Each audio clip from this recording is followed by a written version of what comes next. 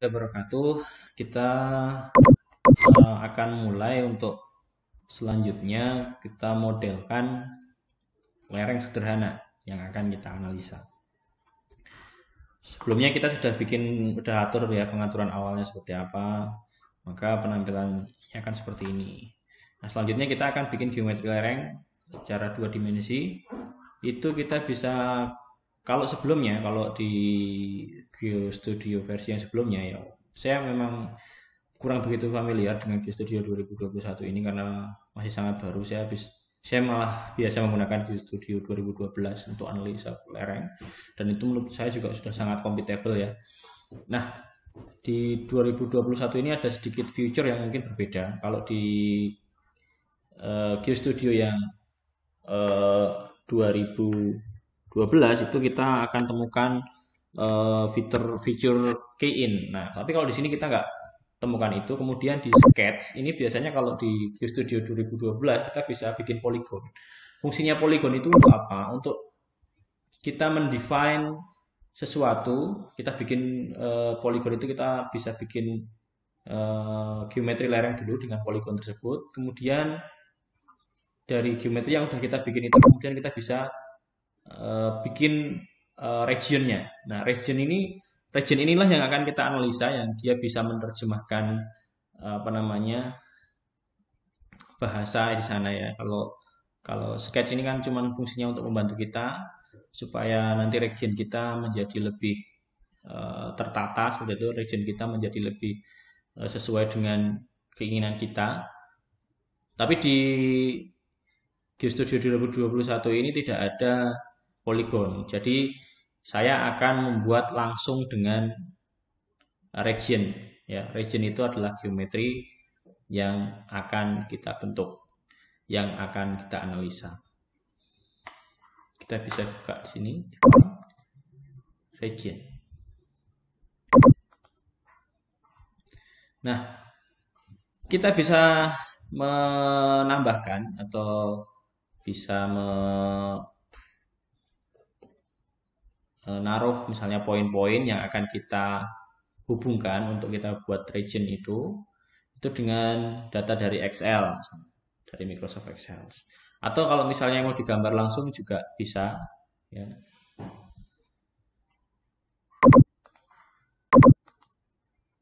Nah, kalau mau gambar langsung dari sini, region ini mau gambar langsung regionnya. Tapi kalau misalnya mau lebih smooth, lebih sesuai dengan kondisi di lapangan, saya pilih region di sini.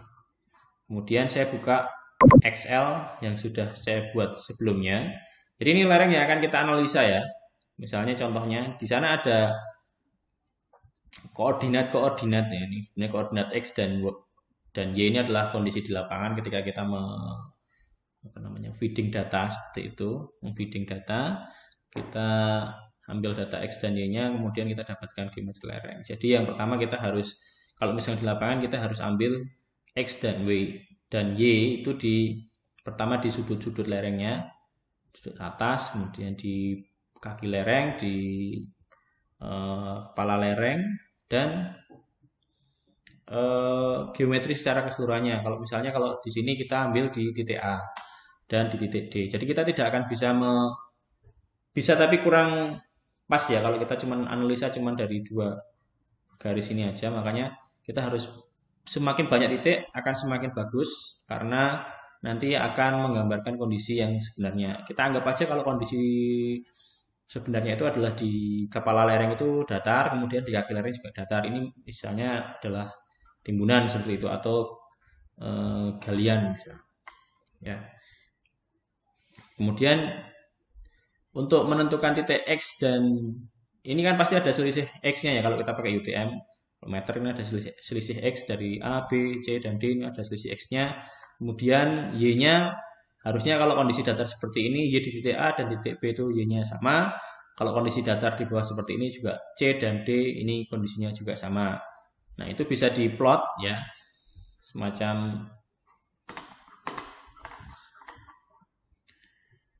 kita kemudian bisa plot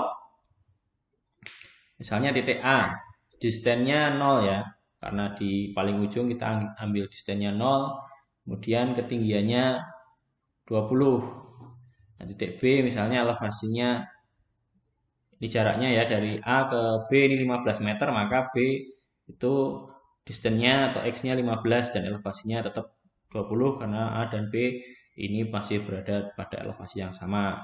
Kemudian C misalnya dia jarak C dari B itu adalah 20 meter, maka C ini X-nya atau distance-nya kita taruh 35. Sedangkan D distance-nya misalnya dari X dia cuman 5 meter.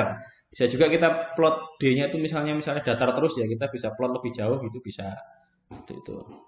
Nah, ini untuk memudahkan maka datanya semacam ini.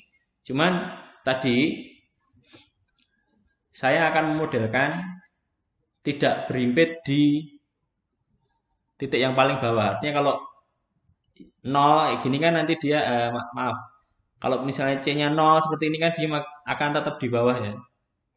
Akan tetap di bawah berimpit dengan apa namanya sumbu seperti itu. Maka saya tambahkan 5. Y-nya saya tambahkan 5 supaya fungsinya apa? Supaya fungsinya naik, dia naik 5 meter. Artinya kalau dia naik 5 meter di titik C dan D, A dan B otomatis sama. Artinya tidak ada perbedaan tinggi, tidak ada perbedaan tinggi maksud saya.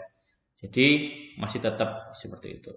Saya naikkan 5 meter di atas sumbu aksis. Maka saya pakai yang bawah. Saya copy saja di sini ya. Saya copy kemudian saya paste.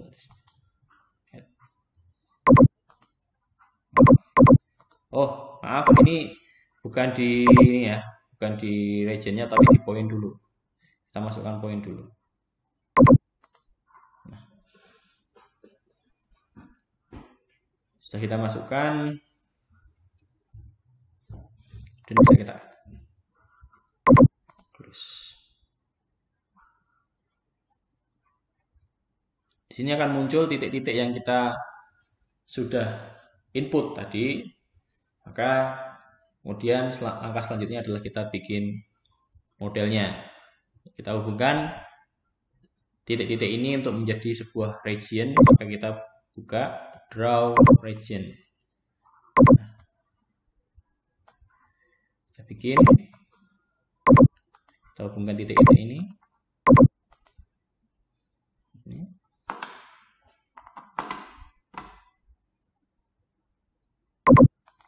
Bikin sebuah lereng ya.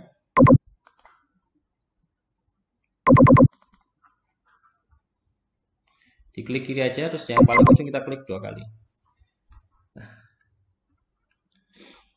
ini region yang akan kita analisa atau lereng di lapangan yang akan kita analisa. Kemudian lereng ini tidak bisa kita analisa kalau kita tidak punya parameter dari material yang ada di lereng tersebut. Kita coba untuk satu parameter dulu aja. Parameter tunggal atau single slope material. Artinya di lereng ini kita definisikan sebagai suatu material yang homogen. Ya, jadi lereng ini terdiri dari material yang homogen. Maka yang selanjutnya kita harus ke define, kemudian kita definisikan material yang akan kita analisa pada lereng tersebut. Misalnya kita ketemu di sini, kita ya namanya silahkan kita add ya. Nama materialnya misalnya lempung pasiran. Lempung pasiran. Nah, kemudian ini kita harus pilih juga. Kalau misalnya kita biasa menggunakan analisa morkolom, maka kita gunakan morkolom yang paling umum ya. Yang kita bisa masukkan di sana adalah ya yang umum-umum seperti unit wedge, kita lakukan analisa di lab Mektan, kohesi, P juga kita lakukan di lab Mektan seperti itu. Coba kita masukkan unit wedge-nya misalnya aja ya 27, kohesinya 11, nanti lempung pasiran tadi kan, P-nya misalnya 17.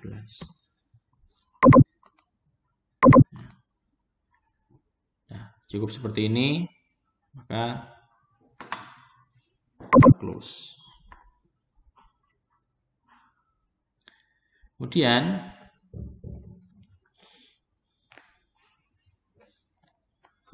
kita bisa pilih materialnya. Draw materials. Kita bisa pilih di sini lempung pasiran. Ya, sekali lagi ya. Klik di sini tadi, draw material. Karena kita sudah define, kita sudah mendefinisikan lempung pasiran itu seperti apa tadi parameternya. Nah, kita tinggal klik di sini, maka dia akan menjadi lempung pasiran. Nah, kalian bisa ngedefine banyak material di sana. Misalnya kalian mau buat banyak material, silahkan di add. Misalnya ada ketemu batu pasir misalnya, atau misalnya ketemu lempung aja, seperti itu bisa tambahkan di add seperti itu. Kemudian nanti kalau dia terdiri dari beberapa region, kita bisa sesuaikan, kita bisa plot di sana.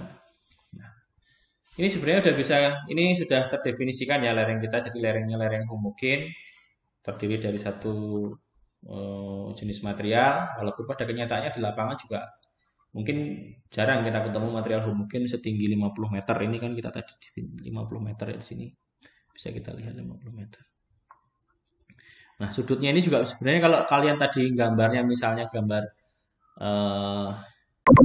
secara manual misalnya. Misalnya. Udah nggak bisa nanti. Kalau misalnya kalian draw secara manual, ini akan ada sudutnya. Saya edit, ini bisa saya edit ya. Ini nanti akan muncul sudutnya. Sudutnya seperti itu. Kalau misalnya kalian gambar manual, dia akan muncul sudut. Itu. Saya back aja. Udah.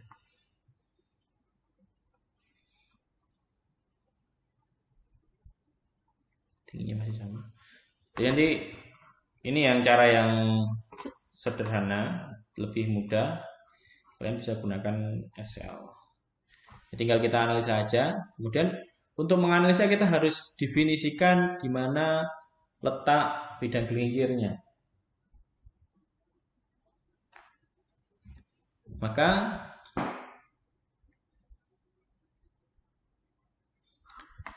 kita bisa klik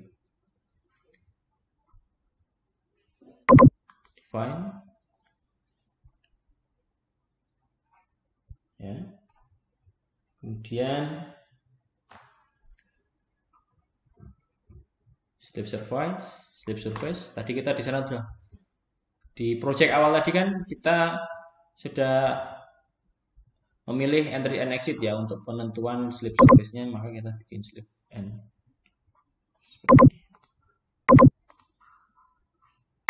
draw slip surface. Maaf, bukan define, ini untuk mendefinisikan ya entry and exit bisa, tapi sini kita bikin default aja. Slip surface di draw entry and exit. Ini ditekan. Ini adalah kalau seperti ini ya, zona dimana misalnya kalian pakai, kemarin kita coba belajar dengan jangka seperti itu. Ini adalah titik mahkotanya, mahkota lereng, mahkota bidang longsor itu ada di mana gitu. Jadi kita definisikan, kita drag ya, misalnya sini, ini yang kita definisikan sebagai mahkota, kemungkinan mahkotanya itu ada di situ, kita lepas. Nah, kemudian kaki lereng yang mungkin terjadi longsoran itu di mana kita definisikan juga. Misalnya di sini kita klik, terus kemudian kita drag sampai bawah dan kita lepas. Nah, jadi ini artinya adalah bidang longsor itu atau mahkota itu akan di-run sama komputer itu mulai masing-masing titik, dari titik ini ke titik ini untuk mahkotanya akan di-run, dicocokkan ke semuanya sampai ke bawah. Nah, ini adalah kaki dari bidang gelincirnya. Ini mahkota bidang gelincir, ini kaki bidang gelincirnya.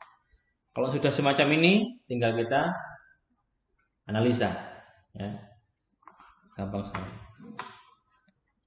Window. Soft Manager sudah terbuka. Ya. Ini tinggal kita start.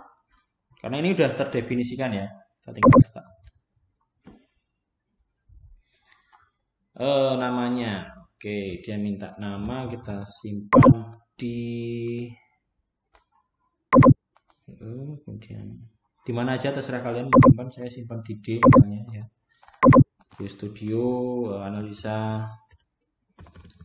GeoStudio, TKP ya. Save. Dia run. Langsung ketemu safety faktornya.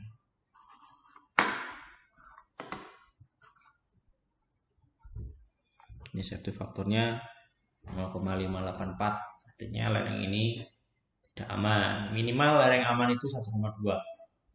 Jadi dia lereng semacam ini adalah lereng yang tidak aman. Ya, seperti itu. Ini tampilannya bisa kita atur. Misalnya ini kita, nah kalau kita lihat di sini, ini menunjukkan bahwa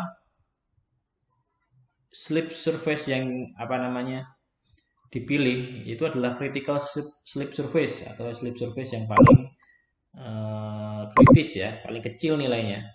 Di faktor keamanan yang dipilih itu adalah faktor keamanan yang paling kecil nilainya yang ditampilkan itu yang warna putih itu slip surface-nya itu nilainya 0,584. Misalnya kita mau melihat yang lain, ini bisa misalnya nih. Nah, itu satu slip surface yang putih itu slip surface yang satu.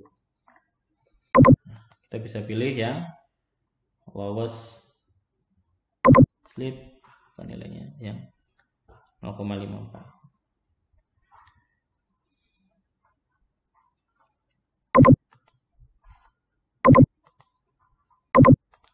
Ya, semacam itu cara kita dalam